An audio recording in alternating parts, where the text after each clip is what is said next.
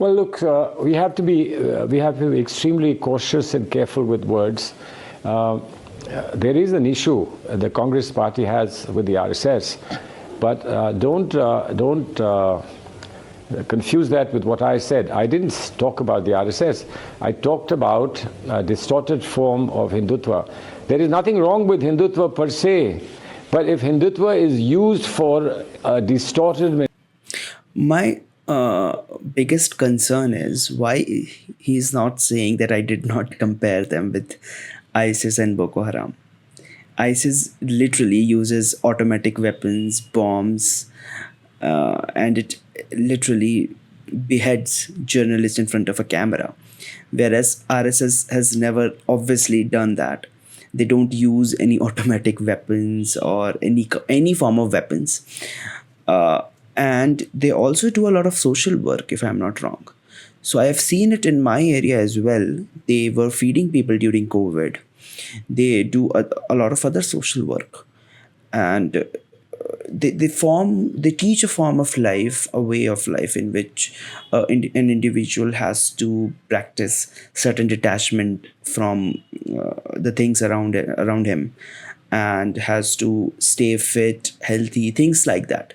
So that is what RSS does. In fact, like, obviously I don't know exactly like everything that RSS does, but as far as I know, this is what I've seen doing them. So they know in no way they compare with ISIS or these terrorist organizations. Why is he not saying that I didn't say that? I obviously didn't read his book. Mentality, just as Islam is used for a distorted mentality under ISIS and Boko Haram, then both have to be condemned. There is no right of Hindutva not to be condemned despite being violent, despite being disruptive, just as they have no right not to be condemned. But be that as it may, I think the important fact is very clever. My friend just now is very clever. So this is how false equivalences are drawn. You point out that certain organization has certain ideology and the other organization also has an ideology. So they are both equals. So they can be compared in that way. But obviously that is not correct. Those ideas have manifested into what form of actions also has to be considered. It's not like just because they have ideas, they are equal. Everybody has ideas, doesn't mean everybody is equal. Not all ideas are equal. Not all ideas that manifest into actions and those actions are equal. You have to consider all the aspects. Heavily redefined something. It's talking about a civilizational truth. The civilizational truth about India cannot be frozen 1400 years ago or 2000 years ago. It is an important segment, important element, and important base of the Indian civilization. But an Indian civilization is not Hindu civilization. Indian civilization is truly Indian, an amalgam of Hindu and Islamic civilization. Now you can't say that Taj Mahal is a distortion of our civilization. You can't say that the Mughal rule was a distortion of our civilization. If you do that, then there is no scope for conversation. The conversation has to be that... So again, extreme examples have been pulled in. Okay, so this is Taj Mahal. It's so beautiful. How do you condemn it? No. Don't defile or don't redefine anything that is a core part of our understanding of a religious or a cultural ethos. But you can't just pretend that nothing has happened and India hasn't moved forward. India has moved forward in many ways. I'll give you a very trite example. India considers Sunday to be a holiday in a week, unlike Arab countries that treat Friday as a holiday in the week. But if we were to follow Hindu ethos, we might have made it Tuesday, or we might have made it Friday, depending upon which sect of Hinduism you follow. But it wouldn't be Sunday. Sunday we followed from the Christian ethos. If we followed Hindu, then every day will be a holiday, because Mondays for Shivji, Tuesdays for Hanumanji, like every day is assigned to certain god. Even Saturdays for Shani Dev, Fridays for fasts to matas and all. So every day is assigned to somebody.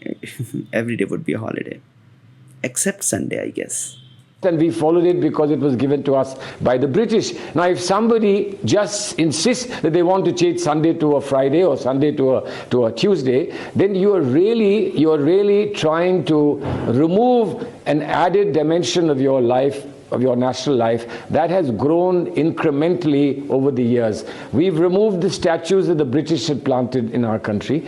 Do we want to remove the calendar as well? Do we want to change the calendar as well? It's an important question. And we can't just redefine saying, you have to have another calendar, which is a Hindu calendar, because we are a Hindu country. We've moved to a modern calendar, and that modern calendar doesn't hurt a Hindu or a Muslim in any way. The Hijri calendar is still there, the Hindu calendar is still there, and whatever coordinates are required are given. I don't think it creates any crisis for our national life, merely because we holiday on Sunday and we take Saturdays as half days. I don't think it creates a crisis, unless somebody wants to create a crisis the way they're trying to do in Karnataka. Okay, so on one side, very extreme examples are pulled in, like Taj Mahal and the Mughals. And on the other side, very small examples have been pulled in, which do not necessarily cause any harm. Like one day in a week, we need holiday. So, okay, Sunday had a holiday, so we just continued with it. Doesn't matter, doesn't impact our life much. And similarly with the calendar, because we want to stay in sync with the rest of the world. And rahi baat Hindu calendars ki, then we do follow Hindu calendars when it comes to Hindu festivals and rituals. So you see, these two examples have been pulled in from extreme ends and then presented in the form of something that are both are equally harmless. So what's all the fuss about? Okay, very quick, Sai Deepak. Yes. So I'm happy that there is an admission from a senior member of the Congress party that Hindutva per se is not evil and that it is acceptable. It is distortion of a particular ideology that he has a problem with. I don't think I can have an issue with that particular position at all. After all, any position when distorted and taken to its extremes is certainly not acceptable. But this concession that's been made by Mr. Khurshid, I think it's worthy of taking note of, and I'm thankful for this particular concession. Now, coming to the second issue, why is it that when we speak of, let's say, Indian civilization, or let's say the treatment of minorities in this country, there is never a discussion with respect to the Parsis, or for that matter, the Jews of this particular country? There is only one good reason for that. What is it? They too follow an iconoclastic, monotheistic faith system or a worldview. However, they have managed to blend in as far as this particular country is concerned, without losing what belongs to them essentially and what makes them different. Nobody in this country prior to the constitution or after the constitution has ever insisted upon their conversion to Hinduism if they have to be accepted as part of this particular society, to say when you're at your most vulnerable and you've been kicked out of your countries, when you come here you have to turn Hindu. Nobody ever insisted on that. That is the fundamental nature of this particular civilization, which means what? You don't need to give up what belongs to you, but as long as you show a tendency or a propensity to live with others, then there is no problem and you become accepted as part of this particular civilization. Now, the problem with Mr. Khurshid's proposition, and here I would certainly request that I certainly deliver a copy of my book to him, because scholarly speaking and scientifically speaking, as well as from a humanities perspective, his position is completely wrong. Every school of humanities, when it starts asking what is the native identity of a particular society or a culture, has a specific cutoff period. So, for instance, when you ask Latin Americans, what is the core identity of these countries and cultures in Latin America, they identify prior to 1498, so to speak, before Christopher Columbus effectively set foot on that particular soil and started the process of evangelization of Latin America. In Bharat, therefore, to say that there is a cutoff period to identify what is the native identity of this particular country is not wrong. However, what would be wrong would be to say those people who subscribe to these faith systems which do not emanate from this particular land or do not originate from this particular land should be kicked out. That's a very different position to take. That would be an incorrect position to take. However, in order to accommodate someone who's come to this particular land, whether through peaceful means or violent means, ultimately their successors and their, let's say, descendants, so to speak, are here. You wish to accommodate them without giving up what belongs to you. Now, therefore, it is Mr. Khurshid's position that 52 Islamic countries can have a Muslim identity, over 100 countries can have a Christian identity, but somehow a Hindu majority Bharat with a Hindu civilizational heritage is not entitled to the basic right of the assertion of its identity. This, according to me, flies in the face of logic, as well as flies in the face of equal treatment of every community and identity to assert its core identity. I'm sorry to say, this particular argument seems positively a weaponization of secularism to the detriment of Hindus to assert their basic cultural identity and civilizational identity. This cannot be accepted. So I am not presenting something that is clever or intelligent or cunning. I am presenting something that has been the treatment of communities and cultures across the world. And this is the logic on the basis of which you decide what is the native identity or the core culture of a particular geography, so to speak. Therefore, I'm not saying something that is outside the realm of reasonableness. Okay, well, viewers, we've heard two sides. This debate can go on and on. We have to apply a cutoff, and that cutoff is a break. But before that, okay, Mr. Khurshid, very quickly, yes, I'll give you... Blacks have no rights in America. America should go back to being a white country. Blacks have no right. And Obama should not have been president of the United States. I think this is a flawed argument, but you don't have enough time to get this to go forward. We'll have to talk another day, and I'll certainly read his book. But I think it's a completely flawed argument. I have no concern with Islamic countries. Well, if you apply that cutoff logic, then the core identity of America would be the Native Americans, not the blacks, or any. But again, Sai Deepak very clearly pointed out that saying that the people who do not belong to that core identity should be thrown out would be a very wrong position to take. And so Mr. Khurshid's statement that blacks should be kicked out is something that Sai Deepak already agrees on. I don't know whether he was listening or not. So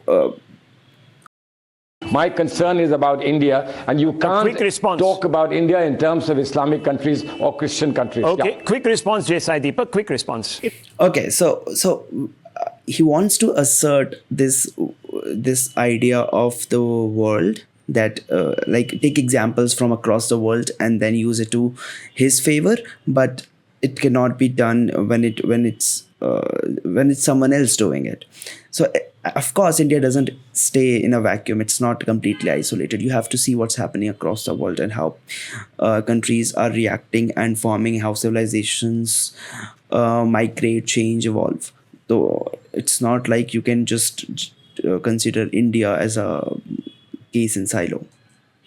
It's a false parallel that Mr. Khurshid is drawing. Nobody has ever said and can ever say that a non-Hindu can never occupy a constitutional position or become the prime minister of the country. That's never been the statement that's been made. I repeat, equal treatment of all communities for the purposes of all positions does not militate or is not at loggerheads with the assertion of the core identity of the land. These are not conflicting positions. These are not mutually exclusive positions. Unfortunately, it seems like Mr. Khurshid wants to treat them in silos. That's all I have to say. Okay. Well, viewers, as I said, we could keep debating this and we could keep going back and forth, but I am going to have to apply some sort of a cutoff, and that is right now.